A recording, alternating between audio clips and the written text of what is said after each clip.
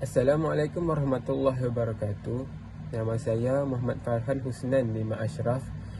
Nombor metrik AA230774 dari grup 5 akan membentangkan tentang blockchain. Blockchain merupakan simpanan rekod dalam bentuk digital yang menyimpan data-data transaksi. Data-data ini disimpan dalam satu blok yang akan membentuk satu rantaian blok apabila terdapatnya pertambahan data yang lain. Rantaian blok ini disimpan di rangkaian awam yang terdiri daripada sejumlah nod. Nod ini secara umumnya adalah gabungan komputer-komputer atau lebih dikenali sebagai miners yang dihubungkan di rangkaian awam sedunia secara P2P tanpa pelayan sebagai perantara. Setiap nod mempunyai salinan rantaian blok yang sama. Bermakna jika ada blok-blok baru yang wujud, setiap nod akan menerima salinan blok-blok baru tersebut.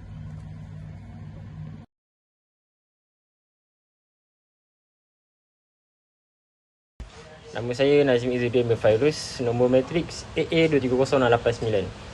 Saya akan terangkan tentang kelebihan teknologi blockchain. Yang pertama adalah kebolehkesanan.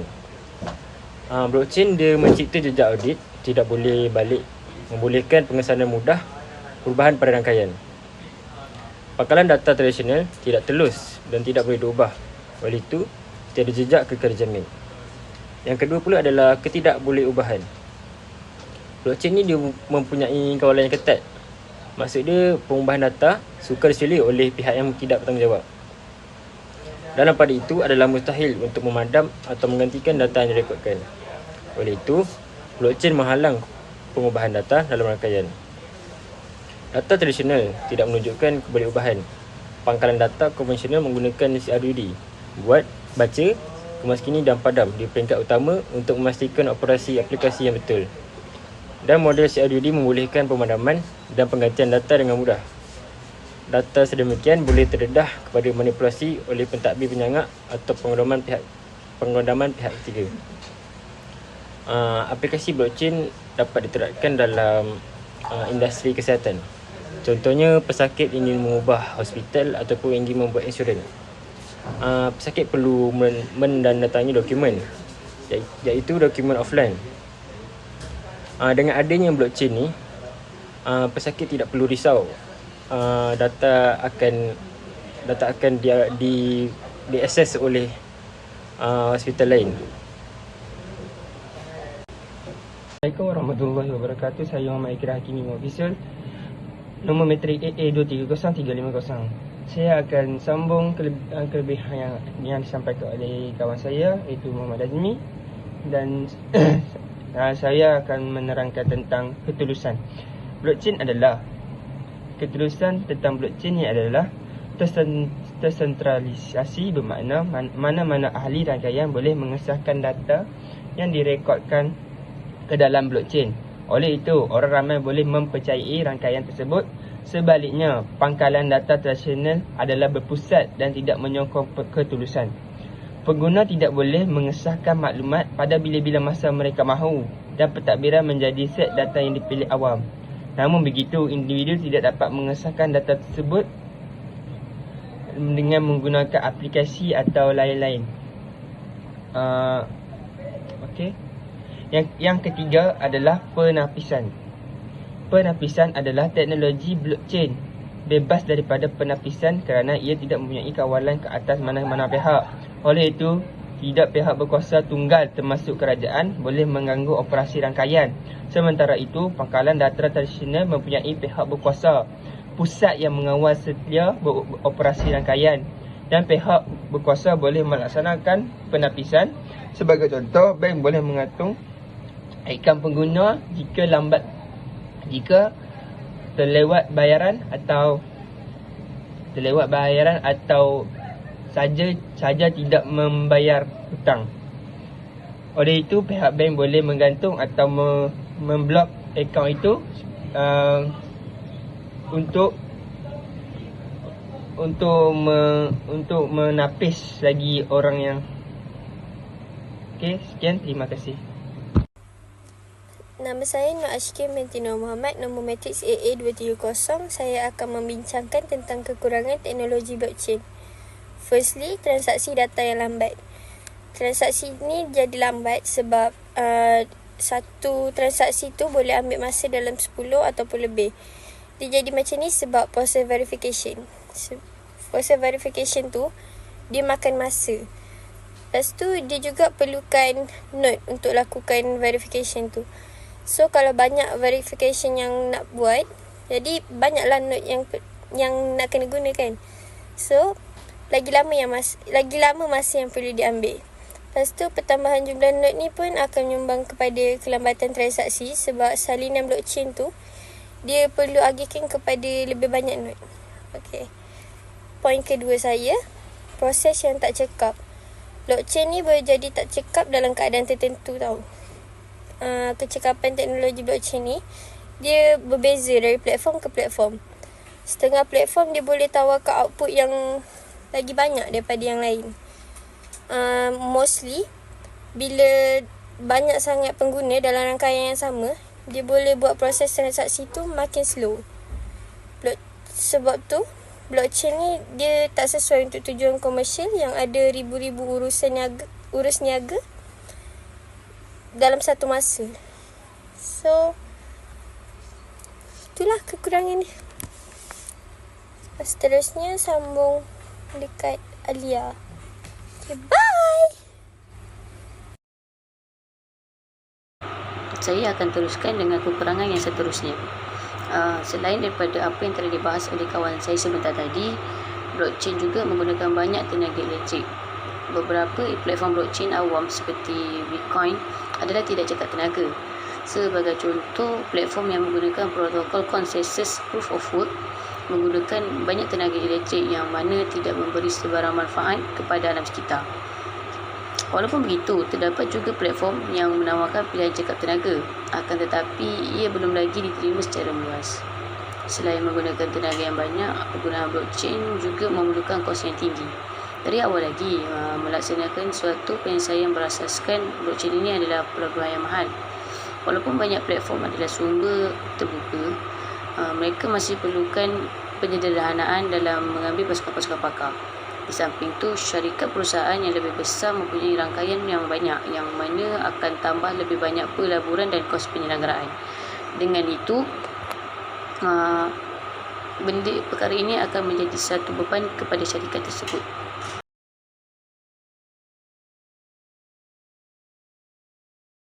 Assalamualaikum warahmatullahi wabarakatuh.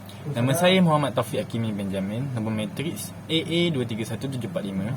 Seterusnya kita akan teruskan kepada sketsa yang terusnya, slide yang seterusnya, iaitu kegunaan blockchain pada masa hadapan. Yang pertamanya ialah berkenaan dengan industri pengurusan rantaian bekalan. Pengurusan rantaian bekalan ni, maksud dia, bahan daripada bahan mentah itu dia diproses menjadi produk, dia dikilangkan menjadi produk, dan produk itu perlu disampaikan kepada tangan pelanggan. Maksudnya daripada bahan mentah pergi ke pembekal, pergi ke kilang memproses bahan mentah itu, lepas tu bahan mentah itu dijual, dan yang terakhirnya dia sampai ke tangan pelanggan. Itulah dia pengurusan rantaian bekalan. Pengurusan rantaian bekalan ni adalah sistem yang terdiri daripada setiap individu yang terlibat memastikan sesuatu produk sampai ke tangan pelanggan melalui saluran pengedaran. Saluran pengedaran itu seperti JNT, Ninjavan, itulah saluran pengedaran. Ini termasuklah proses pengumpulan bahan mentah, pembekal, pengeluar atau pengilang. Tidak terkecuali juga syarikat pengangkutan, gudang borong, bilik simpanan atau stok dan kerani dia. Stok dan kerani di meja daftar.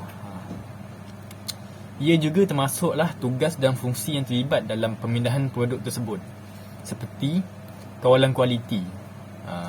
Produk itu pastinya ada pekerja yang bertugas sebagai pengawal kualiti produk tersebut, dan tugas dan fungsi lain termasuklah pemasaran, perolehan serta sumber bahan mentah tersebut.